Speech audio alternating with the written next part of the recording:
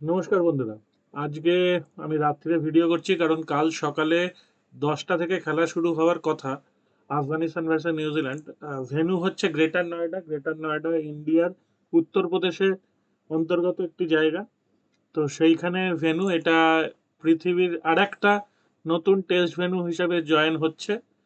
তো কাল সকাল 10টার মধ্যে হয়তো আমি ভিডিও করতে টাইম পেতাম না, সেই জন্য আমি এখনই ভিডিওটা করে রাখছি। আফগানিস্তান ভার্সেস নিউজিল্যান্ড আর শ্রীলঙ্কা ভার্সেস ইংল্যান্ডের ভিডিওটাই করব। এই দুটোই আমি আজকের শিডিউলে রেখেছি, যেগুলো আলোচনা করব। প্রথমে তাহলে এইটা আলোচনা করি, যেহেতু খেলাটা দুর্দান্ত একটা জায়গায় পৌঁছে গেছে। England versus Sri Lanka.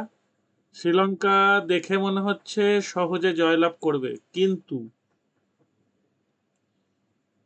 একটু কোয়েশ্চেন মার্ক আছে। যদি একবার বৃষ্টিপাত হয়ে যায় ভালো রকম, তাহলে কিন্তু এই 125 রান করতে শ্রীলঙ্কার দম বেরিয়ে যেতে পারে। ঠিক আছে, বৃষ্টির পরে শ্রীলঙ্কা ইংল্যান্ডের ওয়েদার তো আমরা জানি, পুরোপুরি যখন খুশি বৃষ্টি হয়ে যায় এবং দুর্দান্ত সুইং করতে পারে বলে। তো তখন তখন কিন্তু শ্রীলঙ্কার 125 রান করতেও মুশকিল হতে পারে। একটু আগেই একটা খেলা হচ্ছিল সিপিএল এ। সাধারণত সিপিএল এর খেলা আমি দেখার সুযোগ পাই না, আজকে সুযোগ পেয়েছি কারণ এমন সময় খেলা হয় সেগুলো দেখা সম্ভব হয় না। রাত্রি 4:30টার সময় খেলা, তো কি করে দেখবো বলুন। তো একটু আগে দেখছিলাম এই খেলাটা। শুরুতে যেভাবে অ্যান্টিগুয়া মারছিল, তাতে মনে হচ্ছিল 8-9 ওভারের মধ্যে খেলা শেষ করে দেবে, প্রচুর মারছিল। তারপর হাসারাঙ্গা এসে প্রচুর উইকেট পেল, পাওয়ার পর খেলাটা মোড় ঘুরে গেল। এক সময় অ্যান্টিগুয়ার রেট উইনিং রেট প্রায় 5-এর কাছে পৌঁছে গেছিল, 4.5 তো হবেই। তো সেখান থেকে তারপর অ্যান্টিগুয়া আবার কাম করে জয়লাভ করেছে। যাই হোক, ভালো একটা খেলা দেখলাম। তো শ্রীলঙ্কারটা যেটা বললাম, শ্রীলঙ্কার জেতার চান্স দেখে মনে হচ্ছে খুব সহজ, কিন্তু খুব সহজ নাও হতে পারে যদি বৃষ্টিপাত হয়। আর বৃষ্টিপাত না হলে শ্রীলঙ্কা হয়তো 5 উইকেটে জিতে যেতে পারে।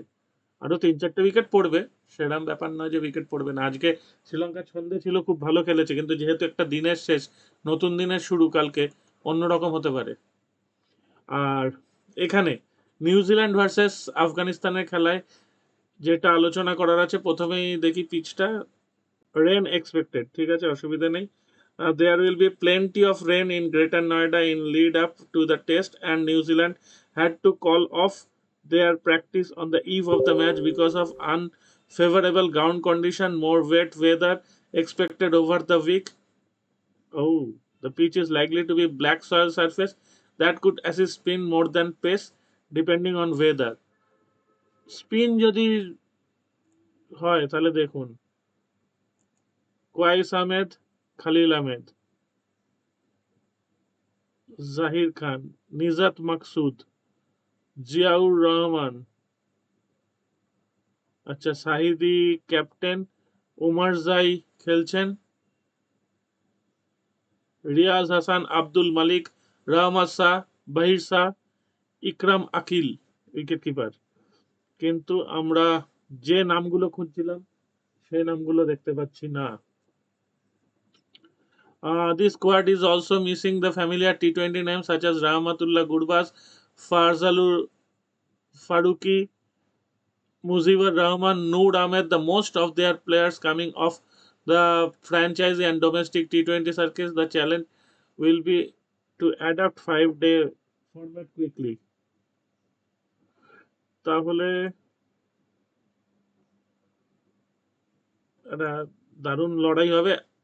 আজাজ প্যাটেল কিন্তু দুর্দান্ত স্পিনার, এইসব মাঠে আজাজ প্যাটেলকে খেলা মুশকিল আছে। আর আমরা তো জানি ঘরের ছেলে রচিন রবীন্দ্রা, ঘরের ছেলে মানে ইন্ডিয়ারই ছেলে, সে ভালো স্পিন বলও করতে পারে আর ব্যাট তো দারুণ। মিচেল ব্রেসওয়েল দারুণ স্পিনার। ফিলিপস খারাপ স্পিনার না, কিন্তু ব্যাটের হাতটা দুর্দান্ত। স্যান্ডনার আছেন world class spinner. Tim Southee, Matt Henry নইলে বেন সিয়ার্স খেলবে। তো যেটা হতে পারে সেটা হচ্ছে যে প্রচুর যদি বৃষ্টি হয় তাহলে খেলাটা ড্রয়ের দিকে যেতে পারে। কাল অবস্থা বুঝে দেখবেন, যদি দেখেন যে ড্র এর চান্স একটা আছে, তাহলে ড্রয়ে অল্প টাকা লাগিয়ে রেখে দিতে পারেন। ঠিক আছে। এই হলো আজকের মোটামুটি হিসাব। আর একটা হিসাব হচ্ছে, সেটা হচ্ছে, দাঁড়ান, এইখানে হচ্ছে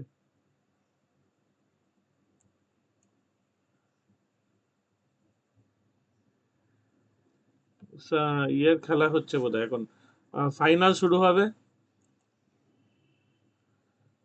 ইউএস ওপেন মেন ফাইনাল। সেটা কখন শুরু হবে দেখা যাক।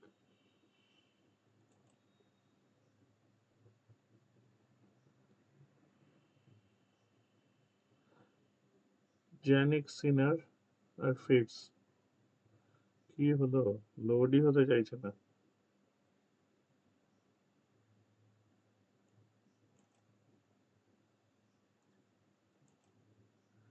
এই যে ইউএস ওপেন খেলা জাস্ট শুরু হবে, জ্যানিক সিনার আর টেলর ফিটস। জ্যানিক সিনারের জেতার চান্স অনেকটাই বেশি, তবু দেখা যাক খেলাটা যেরাম ভাবা যাচ্ছে সেরাম হবে কিনা। ঠিক আছে, এখানেই শেষ করছি বন্ধুরা। আবার কি হচ্ছে দেখুন, সব হ্যাং করে যাচ্ছে না কি হচ্ছে। তো ভালো থাকবেন সবাই।